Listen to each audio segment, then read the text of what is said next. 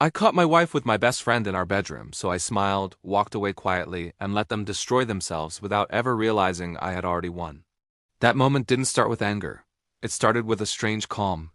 I remember standing in the hallway, my hand still on the door handle, my heart pounding so loudly it felt like it would give me away. Inside the room that was supposed to be our safe place, I saw her tangled up with the one man I trusted like a brother. Her name is Nora. His name is Kyle, and in that instant, the life I thought I knew cracked straight down the middle. Before that night, I truly believed we had something rare. Nora and I laughed easily. We shared routines that felt comforting, not boring. Late nights talking about everything and nothing. Quiet mornings where words weren't even needed. She used to look at me like I was her whole world, and I believed her because I wanted to. Kyle was always around, too around. But I brushed it off. He had been part of my life long before Nora came into it, so I trusted him without question. That was my first mistake. The signs were there long before the betrayal punched me in the chest. Nora became protective of her phone. Not obvious, just subtle enough to make me feel guilty for noticing. Kyle started canceling plans with excuses that didn't line up.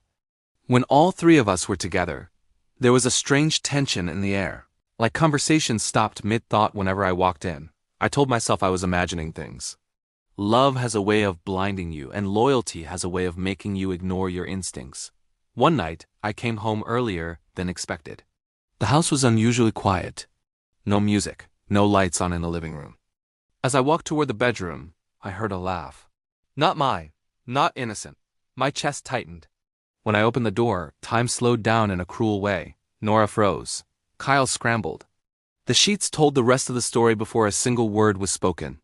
The shock was paralyzing. My vision blurred. My ears rang.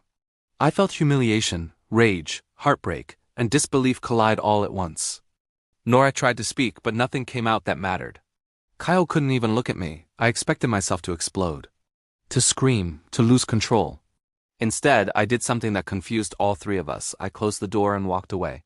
That silence haunted them more than any shouting ever could. Over the next few days, I became observant instead of reactive. Nora cried, apologized, blamed confusion, claimed it meant nothing. Kyle disappeared completely, cutting contact like a coward who knew he'd been exposed. I didn't confront him. I didn't need to. I already knew who he was. What I needed was clarity and closure on my own terms. My revenge wasn't loud. It wasn't cruel. It was precise. I slowly withdrew emotionally while remaining calm on the surface. I stopped reacting to Nora's tears. I stopped reassuring her. I let her sit in the discomfort of not knowing where she stood. I began rebuilding myself quietly, focusing on my peace, my strength, my future. When she asked if we could fix things, I didn't argue. I simply told her I needed time. Then I did something she never expected. I told her the truth. I told her that I saw everything, that I knew it wasn't a mistake, that I knew it wasn't the first time. Her face changed when she realized I had already accepted the end long before she begged for forgiveness. That was the moment the power shifted. Kyle eventually reached out, trying to explain. I blocked him without a response. No closure for him. No forgiveness. Just silence. That silence followed him everywhere. Mutual friends distanced themselves when the truth came out naturally, without me forcing it. Nora had to live with the consequences of her choices, watching the respect she once had evaporate. I left the relationship not broken, but awakened. I didn't need revenge soaked in anger. I needed justice soaked in self-respect. Walking away with dignity hurt her more than any outburst ever could.